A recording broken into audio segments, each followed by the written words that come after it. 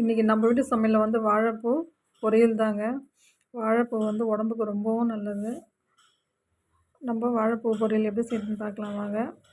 அதுக்கு நம்ம வந்து வாழைப்பூ இந்த மாதிரி வாங்கி இதை வந்து நம்ம சுத்தம் பண்ணி எடுத்துக்கலாம். வாழைப்பூ வந்து உடம்புக்கு ரொம்ப நல்லது. இது உள்ள வந்து நார் மாதிரி இருக்கும், ஒரு நரம்பு மாதிரி இருக்கும். அதை வந்து நம்ம சுத்தம் பண்ணி எடுத்துடணும். இந்த மாதிரி இருக்கும்.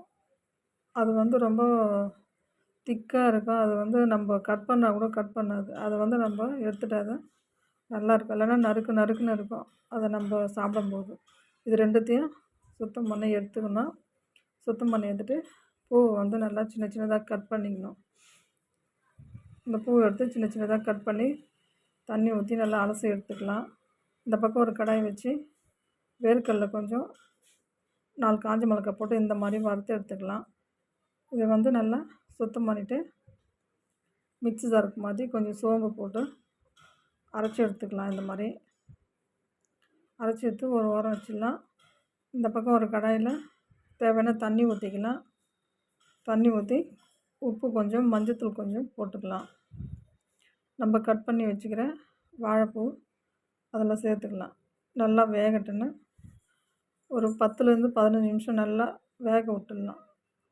நம்ம அதை வந்து எடுத்து பார்த்தா நல்லா வெந்திருக்கணும். அந்த மாதிரி வேக வச்சுக்கலாம். இந்த மாதிரி வேக வச்சு எடுத்து ஒரு பக்கம் வச்சுக்கலாம். அதே கடாய் வச்சு தேவையான எண்ணெய் ஊற்றிக்கலாம். கடுகு போட்டுக்கலாம். வெங்காயம் கொஞ்சம் சேர்த்துக்கலாம். பூண்டு, கருவேப்பிலை சேர்த்து நல்லா வதக்கிடலாம். நல்லா வதங்கட்டுன்னு நம்ம காரத்துக்கு கொஞ்சம் மிளகாத்தூள் சேர்த்துக்கலாம். நம்ம 4 மிளகாய் தான் போட்டுக்கிறோம், அது பத்தாது. கொஞ்சம் காரத்துக்கு கொஞ்சம் மிளகாத்தூள் சேர்த்து இந்த நம்ம வேக வச்ச வாழைப்பூவை அதில் சேர்த்துக்கலாம். நம்ம அரைச்சி வச்ச வேர்க்கடலையை அதில் சேர்த்து நல்லா கலந்து விட்டுக்கலாம். ரெண்டும் இந்த மாதிரி நல்லா கலந்து விட்டு இறக்குனோம்னா வாழைப்பூ பொரியல் ரெடி ஆகிடுங்க. இன்றைக்கி நம்ம வீட்டு சமையலில் இது தான் செஞ்சோம். நீங்களாம் செஞ்சு பாருங்கள். செஞ்சு பார்த்துட்டு சொல்லுங்கள்.